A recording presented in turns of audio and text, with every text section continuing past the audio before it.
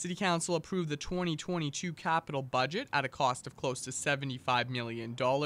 That's supported by an equal number of capital revenues. Now, the operating budget comes in with almost $111 million in expenditures, matched with over $72 million in revenues, leaving just over $38 million. That will lead to a 3.5% tax increase to cover that shortfall. A maintenance budget.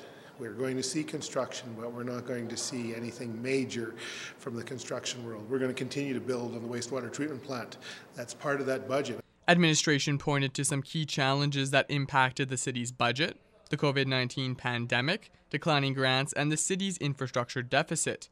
But the biggest hurdle was the RCMP salary agreement that was inked by Ottawa and leaves the city with a larger bill for protective services.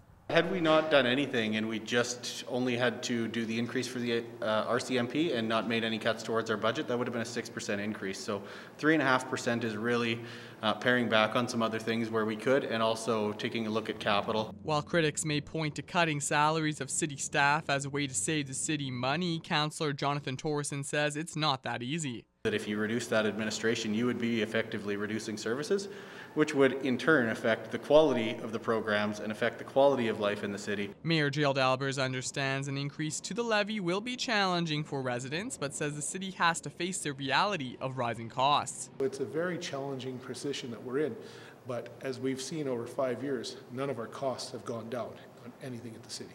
In the future, the city hopes to see more grant money coming from the provinces. The provincial governments have kind of chosen us as the villain when they cut our funding over the last few years.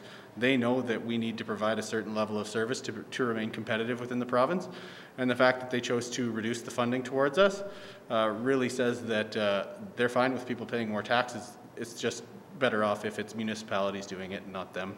For Primetime Local News, I'm Jace Mackey.